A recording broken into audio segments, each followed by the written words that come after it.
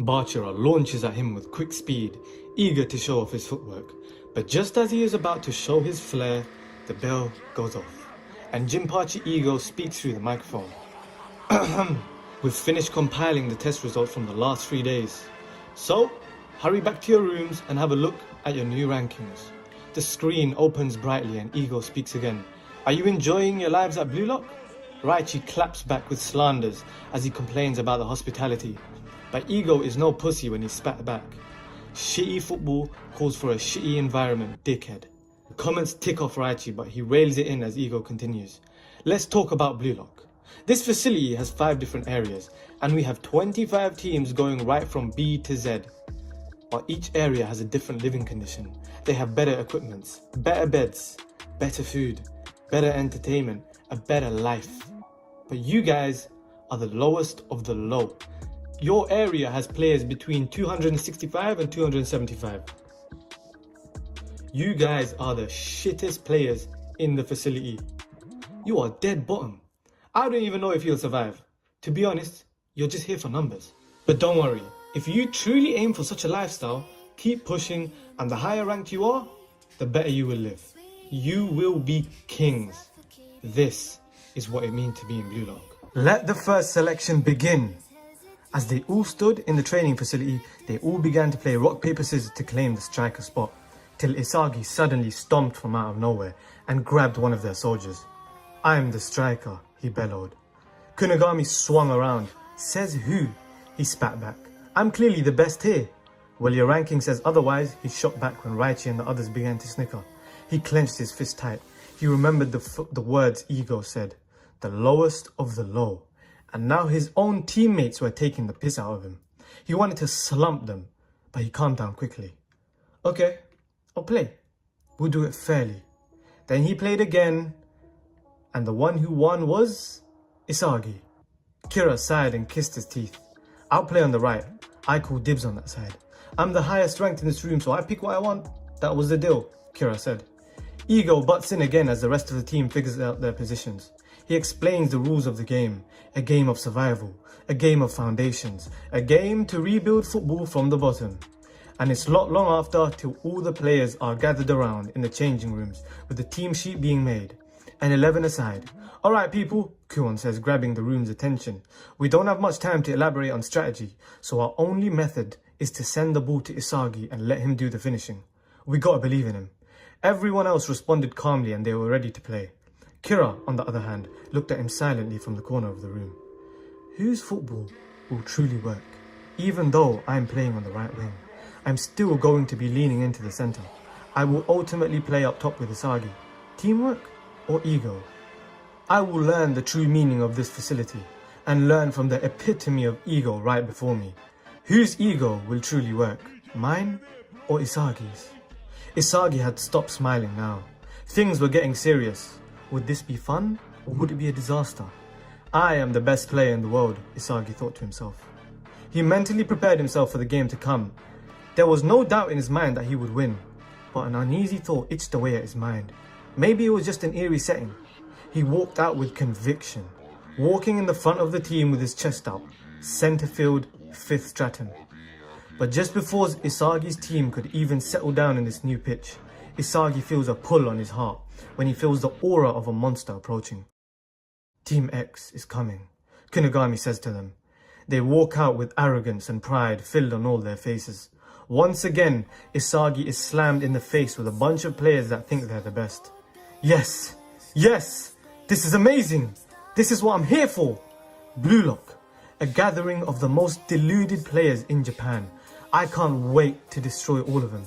Suddenly, Isagi locks eyes with the tallest one. Not just in height, but the tallest in ego. Isagi walks over to him, ignoring all the other players. "This guy thinks he's better than me? I destroy people's dreams for a living. He shouldn't be taking that number 10 lightly. That number is only for me, because I'm the fucking king," he thinks to himself with conviction.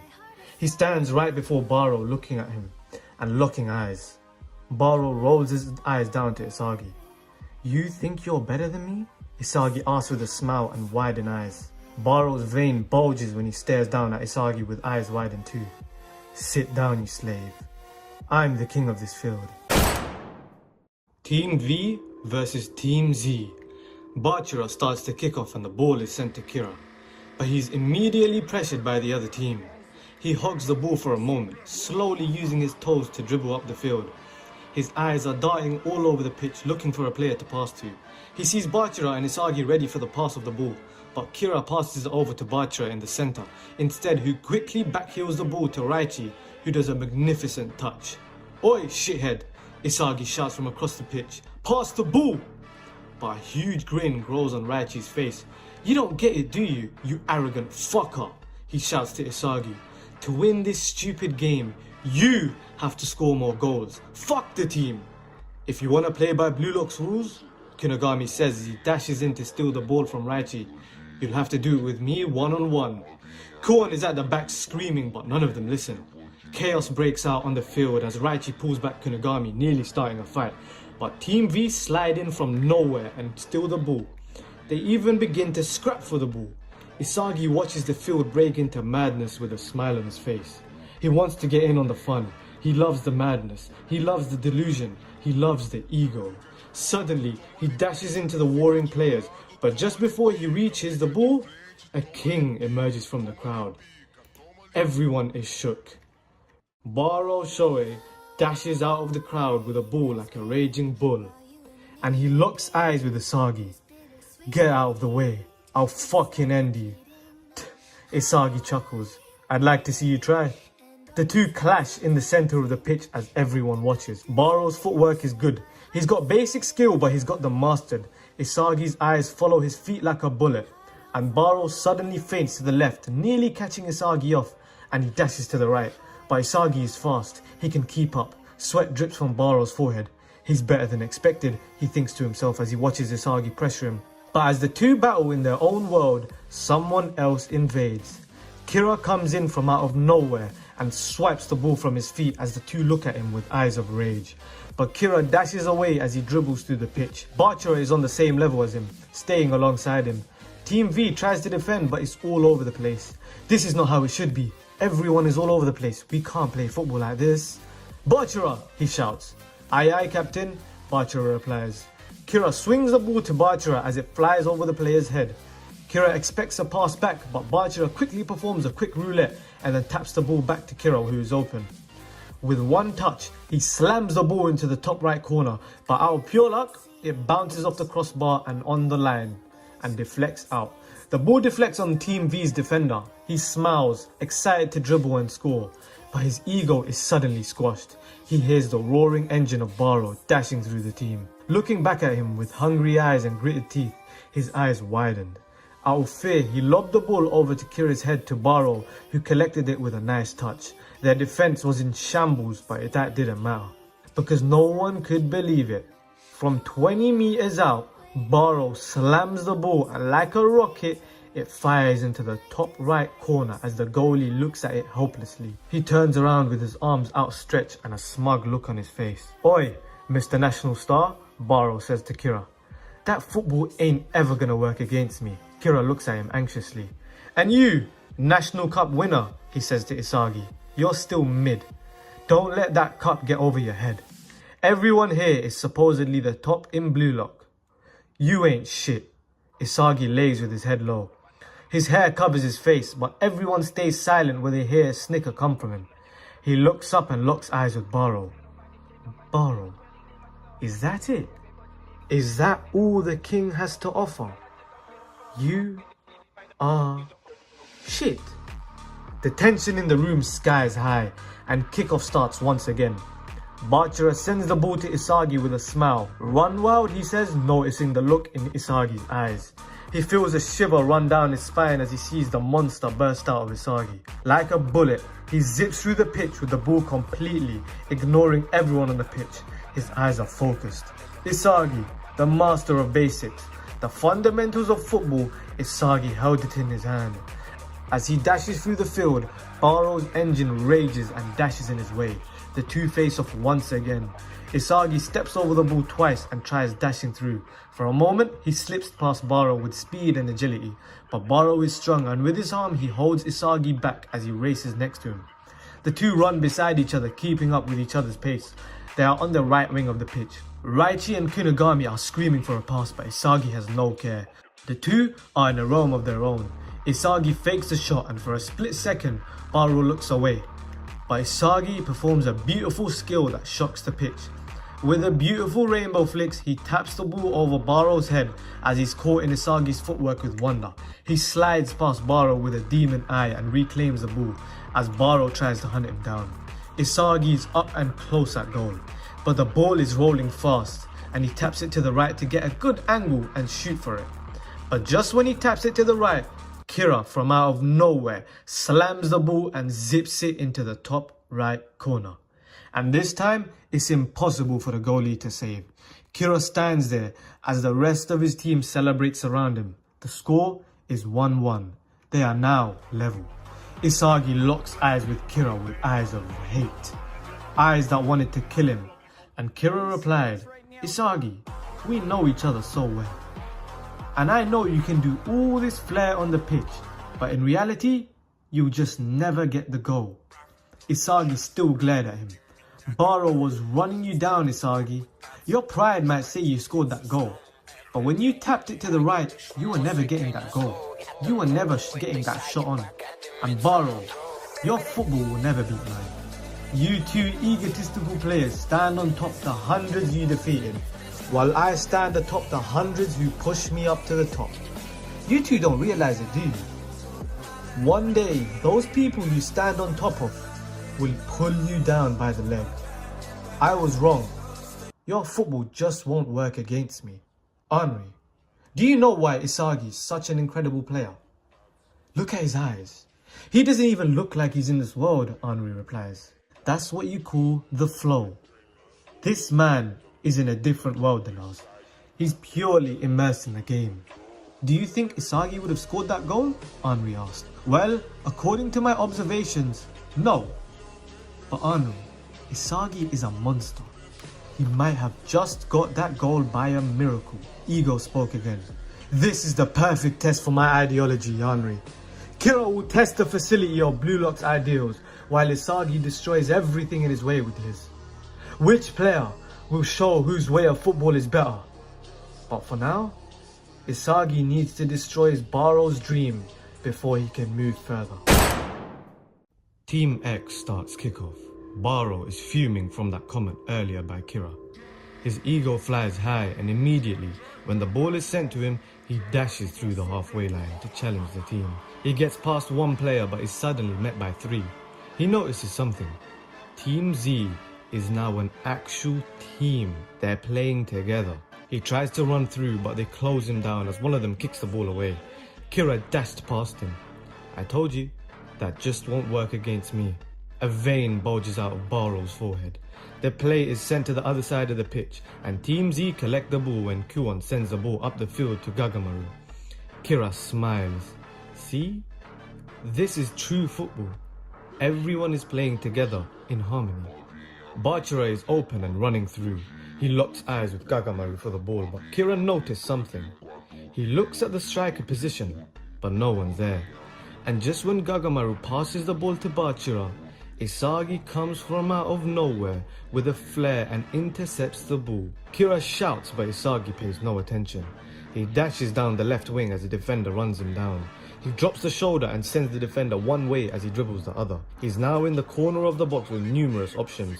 Although Bachira didn't get the ball, he still ran through the defense and was open. Kira was all the way on the other side of the box, but he was also open. Isagi had options, but he had no reason to care, because his eyes were only on the goal, and from the edge of the box, he swung his leg and shoots the ball like a rocket. Before the ball even took flight, he couldn't help but grin. It flew in the goal like a bullet, unsavable. The once roaring pitch suddenly went silent as they heard the bounces of the ball. They looked at Isagi with wonder as he stood there with an empty look on his face. It's like his face screamed, "That's not enough. I'm not done." Again, another goal to Team Z. BAROU was being crushed under the feet of Isagi and Kira. He stood there with an empty soul when the ball was passed to him. The ball rolled to his feet, but he just stood there. like a clueless child. And he watched the faces of Kira and Isagi glare at each other. They weren't even looking at him. He wasn't even part of their battle anymore. Thoughts flashed through his head as he rethought his philosophy, with sweat dripping from his forehead. Henri, a true egoist of this facility, will never stop when there's a wall in front of him. Because even if he's dug 6 foot under, he will climb out of that hole and destroy it. Wait a moment, Henri. BAROU is not done yet. Just as Ego said that, black sparks radiated from BAROU. He sees the goal, he sees his target, and there's only one thing for him to do. He runs with the ball, one Ronaldo chop, another feint. He easily gets past 2 players and dribbles at an angle. The path to goal is clear. He's running at the defense like an unstoppable bull, and no one can seem to stop him. They are struck with fear at the blood-driven eyes of BAROU. Kira stands in front of him, ready for him, but BAROU can see everything as the players on the pitch scream for him to stop him. BAROU continues to dash through the toppling players, and just when he gets to Kira, he shows no fear and zips past him with a hungry look. He's now in range to shoot. He's charging up for the shot. "Move out the way!" he screams to all those around him. But BAROU's shadow is always following closely behind, and he comes out with blackened eyes and a smile. "You're still no good," Isagi exclaims to his face, and just the moment he freezes, he looks to his left and right. "Let's go, retard." There are options. He can pass it to his teammate and get a goal for the team. But his ego causes him to pause, and in that moment he pauses, Isagi tackles the ball and boots it up the field. He looks back at BAROU, who fell to his knees on the tackle. He feels another burst of excitement run through his blood. He had destroyed another opponent again. As he looks down at BAROU, he shoots him with one last comment. "Retard." And he runs off. BAROU looks to the floor in misery.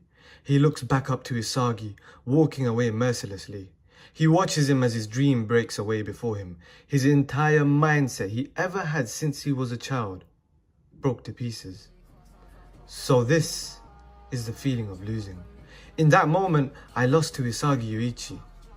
Blue Lock's main star is Isagi Yuichi. And football just wasn't a sport for me. I just wasn't the king. So BAROU ended up losing to Isagi in the end, huh? Even when he had his awakening? He really is a monster, huh? Henri says to Ego.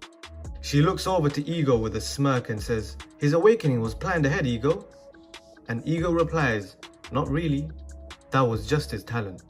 He tells Henri to listen carefully. Losing is a phenomenon that happens to all, even the world's best striker. What's important is what you learn from this. It puts them in a world of despair. But so many idiots do not engrave this despair. Dreams are supposed to come true and exist for the sake of being chased. There's no point of a dream if it isn't made to come true. That's why failure is the crossroad to a dream. And a talent is to despair. So if you enjoyed that, make sure you subscribe, do all that bullshit. But listen, get me to 13k, I will release chapter 7. This video is basically a compilation of the last few episodes.